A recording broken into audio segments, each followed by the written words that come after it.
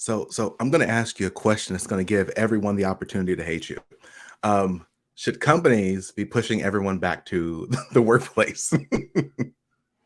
It's it is the debate. Like, right, I partially is my answer, and I do sometimes lose friends over this debate. I don't take a side on the debate. I let the science stand up, and I think we have sensationalized this debate. Like on one side of this equation is the Elon Musk saying, hey, you must be back in the office if you're a Tesla employee, or first move he did at Twitter was removing the remote Mhm, only work mandate.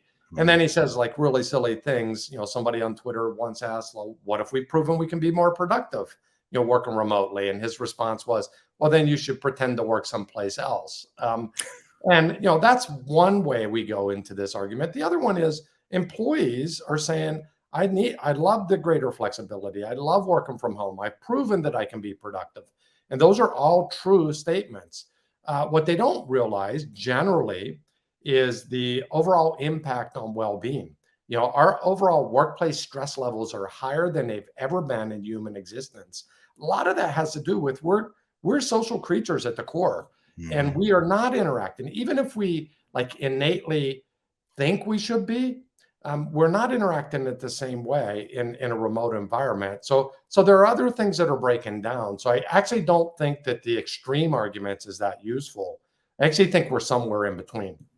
And that is, you should not be in the office every single day, unless you have a job. Obviously, this is knowledge workers I'm mostly talking Yeah, about. yeah. If you have a job that requires you to be in physical presence, that's a different thing. But you can be more productive in a remote environment, and yet you belong to an organization or a part of a group for a reason. And periodically getting together can amplify lots of different features inside the network from an innovation standpoint, from an overall well-being standpoint, and can continue to maintain productivity. So I fall somewhere in between, and I think really the reality is we need to push those decisions down to the people that really understand the flow of work they're in at the team level. So I don't take a side on the great debate. I say it depends, like every good scientist would, and you use the data to help point you towards the right solution at the right time.